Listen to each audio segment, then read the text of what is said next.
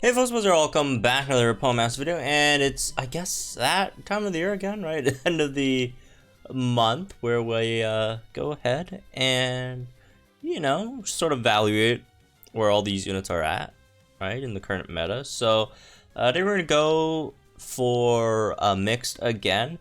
So, one big change, I guess, we made from, like, the last tier list, which, by the way, shoutouts to Runner for helping me with this, right? The big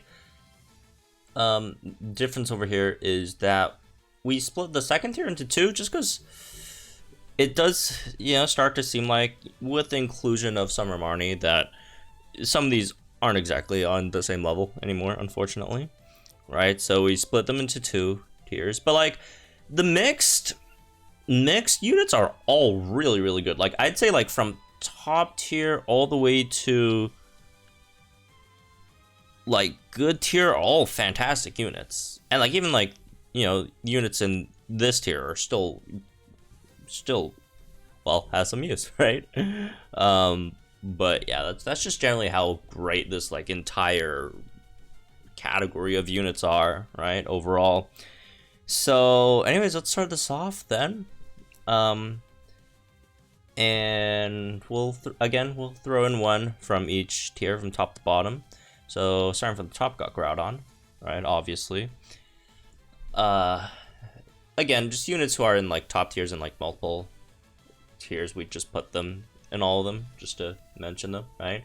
Groudon, very obvious why he's incredibly good, right? Master passive is insane, right? You have Sun with Weather Extender on Sun, which is also insane. You do insane amounts of damage, right? 2 type coverages, which are both very powerful. Groudon and Kyogre are easily a step above like basically all the other units in the whole game, right? Except for if you want to cheese with Serena, then that's a completely different sort of values, right? But in terms of just like raw, like in terms of like how incredibly powerful these units are, right? Groudon and Kyogre are easily a step beyond everyone else, right? Which, speaking of Kyogre, right, the Groudon, but like even stronger, basically, right? As for rain and water type, or rain and special strikers, right? Like they're just so good. They do top tier damage, and they're among the strongest like supports in the game. I mean, they're not like support, but like the support like value that they give to your team is just nuts, right? Moving on, let's see something in the second tier. Ho, probably, right? Gives you Sun and Sync, which is fantastic, and just does a lot of damage, right? Again, it's also another it's like Groudon minus the Master passive, minus the Weather Extender, and doesn't do as much damage, but still does a lot of damage, right? So that's basically Ho.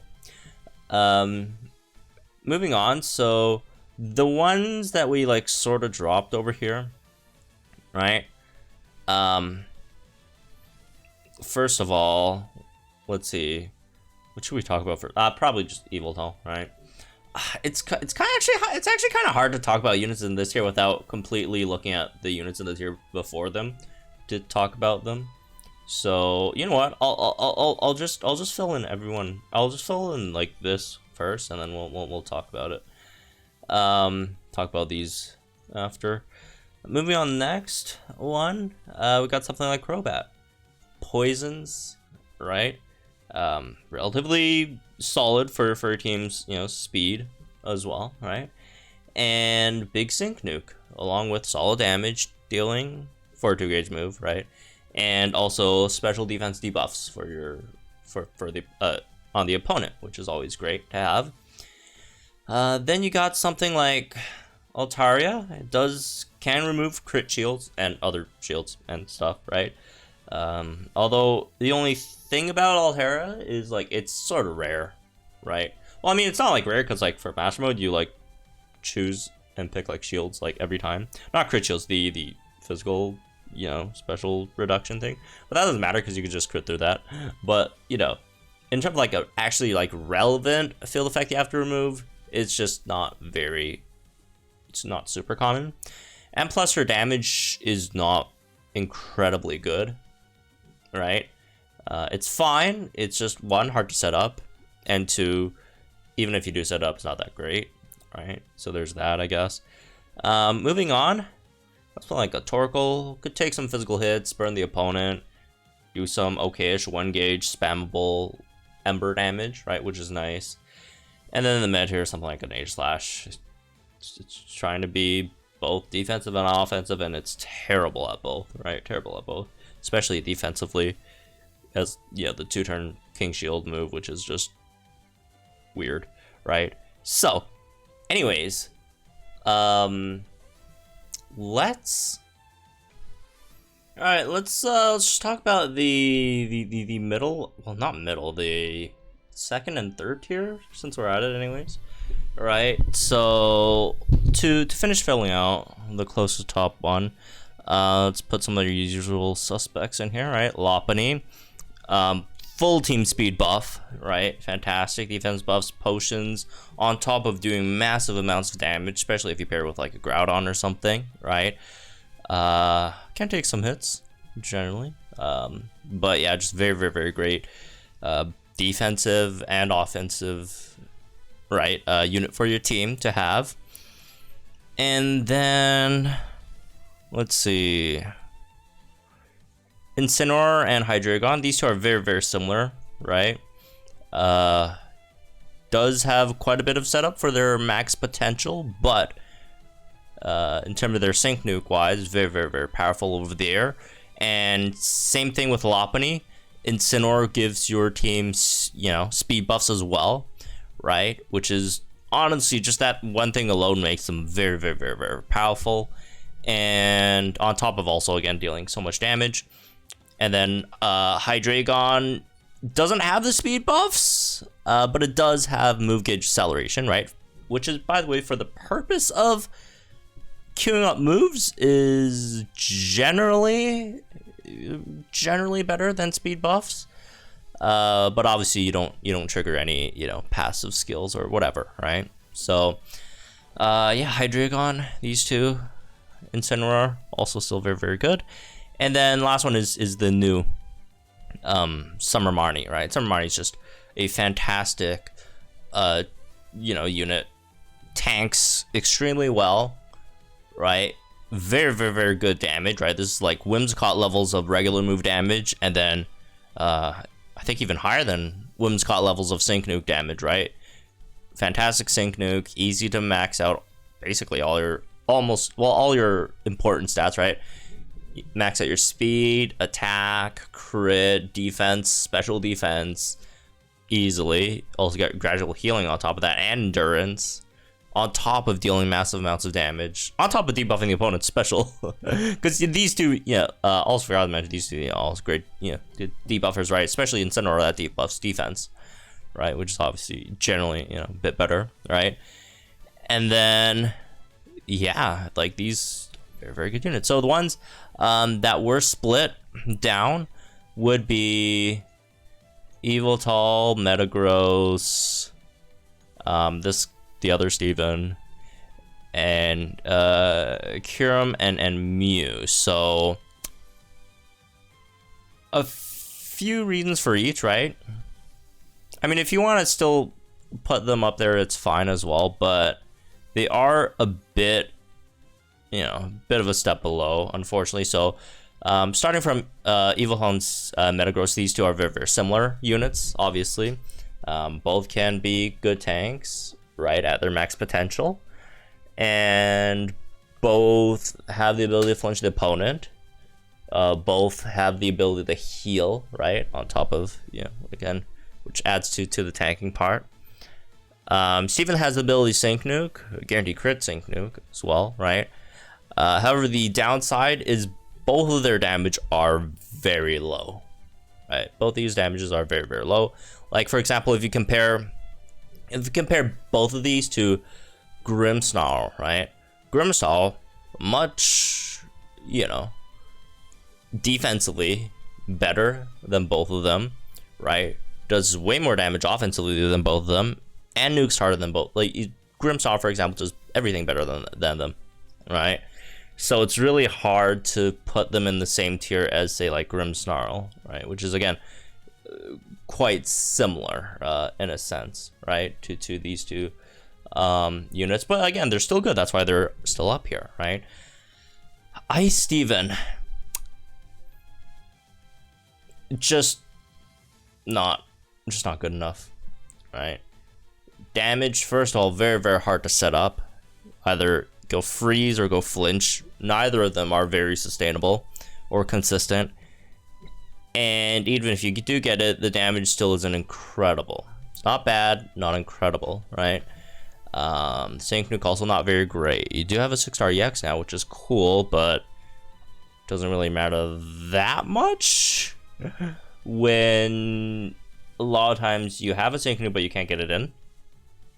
And if you end up delaying, that's going to be very, very bad. Because, you know, sometimes, you know, if you screw up, if you can't get the flinch in, like, you could delay it a turn and, like, get it in. Because that's, you know, 2 times damage, or in this case, only 5 times, or extra 50%, right? But in Steven's case, if you delay the sync, that's a turn without hail. And usually, the thing that makes Ice Steven's teams work is the fact that everything revolves around the hail, right? Whether it be Rose Santa tanking with the extra hail buffs, or with Ice Shell or whatever, or even move gauge acceleration with both Ice Stevens himself move gauge acceleration, or any other move gauge acceleration that has to do with hail, right? Hasty hail. It screws your whole team up, right? So you can't really delay it, so you just have to go sync, even if you don't have it, and then which, in that case, you first of all wasted a lot of energy on your sync grid for nothing. Second of all, you didn't get the damage, right? So again, not saying these are bad units. They're very, very, very good units, just not as good as, like, for example, Ho, right? Ho, much, much more consistent, much, much more easier to set up, and does much, much more damage, right? Kyurem is good, right? It's just not, I don't know. Maybe Kyurem could still stay up here. It's coin toss, honestly. It's close. Like, it's kind of like Champion Iris, but without the, like, move gauge management capabilities, I'd say, right? And, like, and Champion Iris just has been getting better and better with each update, because they keep on releasing units that Champion Iris works very, very, very well with. That's why Champion Iris was, you know, much, much lower before and has been climbing up, because stuff like Incineroar, Grimmsnarl all work fantastic with, and Kyurem, right, as well, work fantastic with Champion Iris.